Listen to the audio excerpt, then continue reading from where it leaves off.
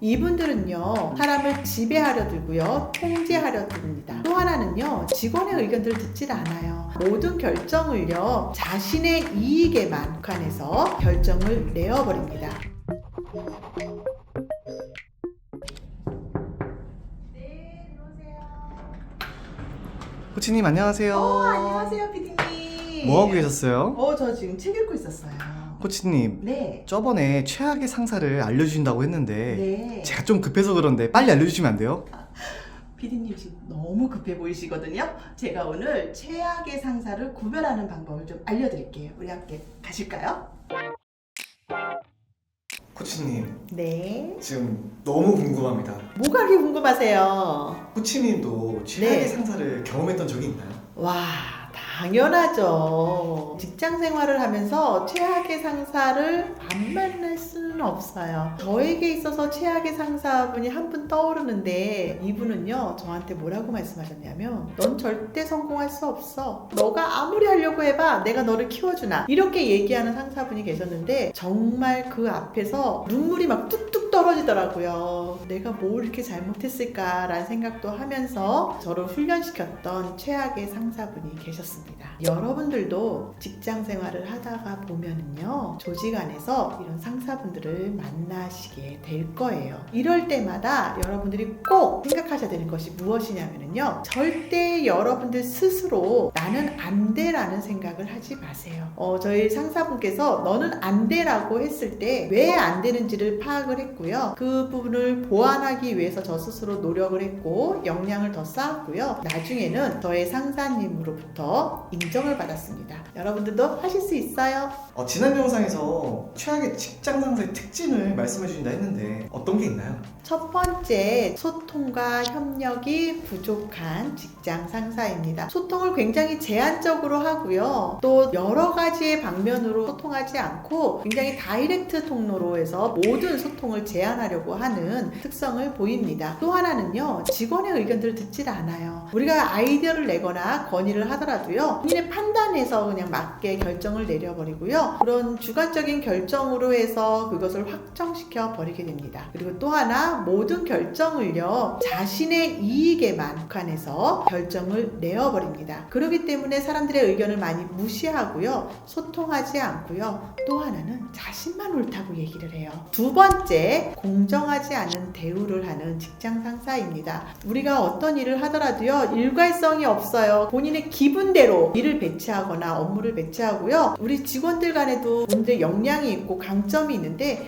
그런 걸 전혀 고려하지 않습니다. 모르면 배워! 명령조로 얘기를 하고요. 조직원들에 대한 역량이 파악이 되지 않아서 본인의 독단적으로 일을 배치한 상사입니다. 이런 상사분들은요, 직원의 동기부여를 저하시키고요, 직원들 간의 갈등을 유발시키고 업무의 성과가 떨어지는 그런 결과를 가지고 오게 됩니다. 세 번째는요, 업무에 대해서 너무 지나친 압박과 스트레스를 주는 상사입니다. 일이 아직 끝나지 않았는데 계속해서 업무를 내려주시고요. 이 업무의 강도는 점점 세지는 것뿐만이 아니라 모두 기피하는 일들만 주시는 거예요. 그러다 보니까 압박과 스트레스가 너무너무 심했습니다. 그러다 보니까 어떻게 됐겠어요? 뼈가 갈린다라는 얘기하는데 뼈가 갈리는 그런 고통 속에서 일을 했던 상사분이 갑자기 떠올랐어요. 네 번째로는요, 리더십이 부족한 상사입니다. 이 리더십은요, 상사의 지도력과도 굉장히 연결되어 있는데요. 취업의 이 시장에서요, 어떤 상사를 만나는 것이 굉장히 중요합니다. 이 사수가 나의 역량을 키워주느냐에 따라서요, 내가 이 시장에서 성장할 수 있는 나의 커리어가 달라질 수가 있습니다.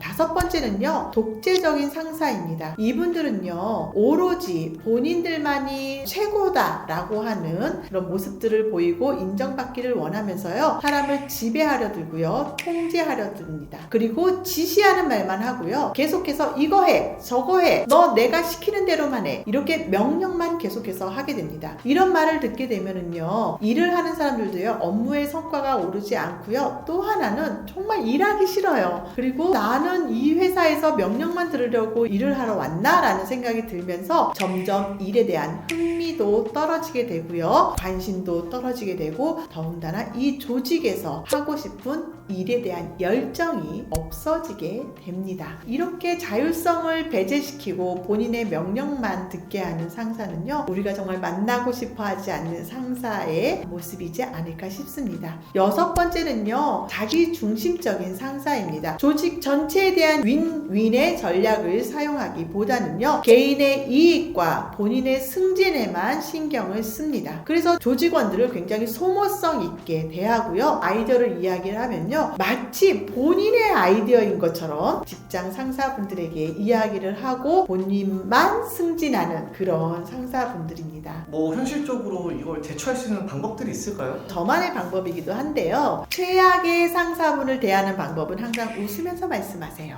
그리고 그분을 여러분들 칭찬을 많이 해주세요. 사실 최악의 상사분들은요, 본인이 인정받고 싶어서 본인을 나타내는데 굉장히 급급한 분들이십니다. 그렇기 때문에 웃으면서 상사분들을 칭찬해 주시면은요, 오히려 이분들이 여러분들의 편이 될 수도 있습니다. 그러면 역으로 사회성이나 이제 인격적인 면은 모두 좋아요. 근데 이제 일하는 스타일이 저랑 너무 안 맞으면 그런 분도 최악의 상사가 될 수 있는 거 아니에요? 너무 핵심적인 질문을 해주셨는데요. 인격적으로 훌륭하신데 일하는 스타일이 나와 맞지 않아요. 그럼 이런 분들하고 일하는 건 굉장히 어렵고 힘든 일입니다. 사실 최악의 상사이기보다는요, 어떻게 이분들이 워딩을 통해서 일을 처리하는지를 여러분들이 빠르게 파악하셔야 돼요. 상사분들이 일을 처리하는 방법들이 본인만의 방법들을 가지고 있는 경우들이 굉장히 많고요. 또 하나는 본인들이 좋아하는 양식이나 툴들이 있습니다. 이분을 어떤 워딩으로 보고를 받고 싶어 하는지, 어떤 프로그램을 통해서 결과치를 받고 싶어 하는지를 여러분들이 빠르게 파악하고요, 그 상사분에 맞춰서 여러분들이 역량을 또 발휘해서 하다 보면은요, 최악의 상사가 되기보다는 오히려 여러분들의 역량이 더 스킬업 되는 그런 효과를 볼 수가 있습니다. 이제 직장 상사분들이 이 네. 영상을 보면 굉장히 많이 뜨끔하실 것 같아요. 뜨끔한 네. 분들이 있다면 무엇을 개선하면 좋을지 알려주실 수 있나요? 첫 번째, 본인의 잘못을 인정하고 바로 사과하는 상사분이셨어요. 회장님께서 이렇게 업무 지시를 내려서 이렇게 했는데요, 이 부분이 조금 미스가 있었던 것 같습니다 라고 얘기를 하면은요, 뭐라고 말씀하셨냐면, 미안해, 내가 업무 지시를 잘못 내렸네, 다시 그러면은 이걸 하는데 얼마나 걸릴까? 라고 하면서 굉장히 저를 인격적으로 대해주시고 본인의 잘못을 바로바로 인정을 해주셨어요. 그리고 제가 그것에 대처해서 가면은요, 너무 고마워, 이렇게 빠르게 대처할 수 있는 희정 코치가 같이 일을 해줘서 내가 정말 참 든든해 라고 하면서 저 자체를 또 인정해 주시는 그런 상사분이셨어요. 그분을 통해서 상사는 나만 오라 라고 얘기한 사람이 아니라, 진정한 리더십은 먼저 잘못을 인정할 수도 있어야 리더다 라는 것을 배우게 된 그런 상사분이었습니다. 자, 두 번째, 타인의 의견을 수용하는 사람입니다. 제가 만났던 그 상사분들 중에서 의견을 정말 잘 수렴하는 분들이 있었는데요, 어떤 프로젝트가 있으면 아주 작은 아이디어도요, 다 인정해 주셨어요. 그분이 어떤 경력을 가졌는지, 어떤 위치에 있는 사람인지 이런 거 정말 다 상관없이요, 모든 사람들의 의견을 다 얘기하라고 했습니다. 이렇게 조직원들의 대한 의견을 수용하는 상사는요, 조직의 그 팀 분위기 자체가 활력이 있고요, 프로젝트를 끝까지 책임 있게 수행하는 그런 결과를 가지고 왔습니다.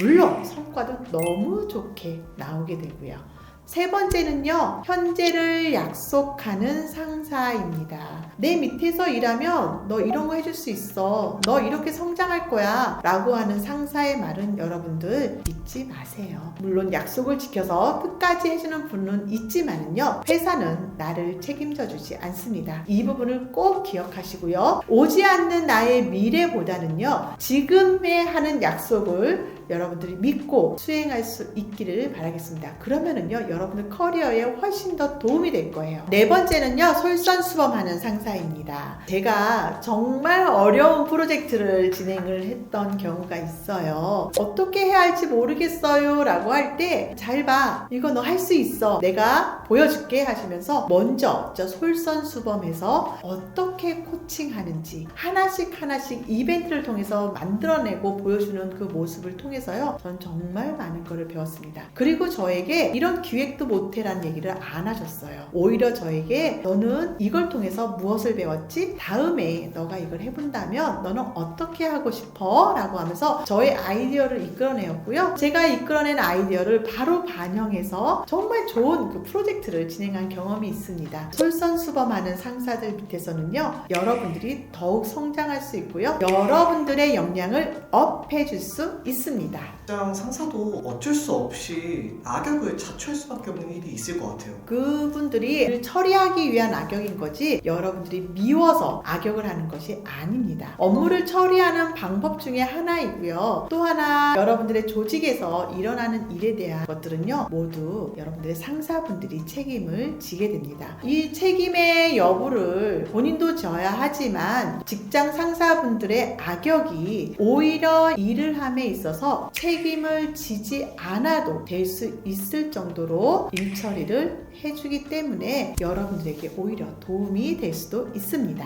그렇기 때문에 너무 악역으로만 보지 않고 오히려 이분들의 책임감이 굉장히 강하구나 라고 하는 여러분들의 패러다임을 바꾸어서 상사분들을 한번 바라봐 주세요. 이 영상을 보시는 시청자분들도 네. 지금 현재 최악의 상사를 겪고 계시는 분들도 있을 것 같아요. 그분들을 위해서 조언 한마디 해주실 수 있나요? 어느 조직이든지 최악의 상사는 항상 존재합니다. 하지만 이분들의 말에 여러분들이 너무 스트레스를 받거나 여러분들이 마음의 병까지 가져가지 않았으면 좋겠습니다. 최악의 상사분들의 그 말은요, 지금 내가 이런 것들이 불편하다라고 이야기하는 것이지 여러분들이 못한다, 여러분들이 나쁘다라고 이야기하는 것이 아닙니다. 왜곡해서 듣기보다는요, 나의 역량을 조금 더 어떻게 하면 레벨업 시킬 수 있을까 여러분들이 한번 질문을 해보시고 도움을 요청해 보시면 최악의 상사분들 여러분들을 도와서 함께 조직의 문화를 정말 건강하게 만들어 나갈 수 있을 것입니다. 너무 힘드신 분들은요, 댓글에 좀 적어주시고요. 제 말에 위로와 힘을 얻었으면 좋겠습니다. 감사합니다.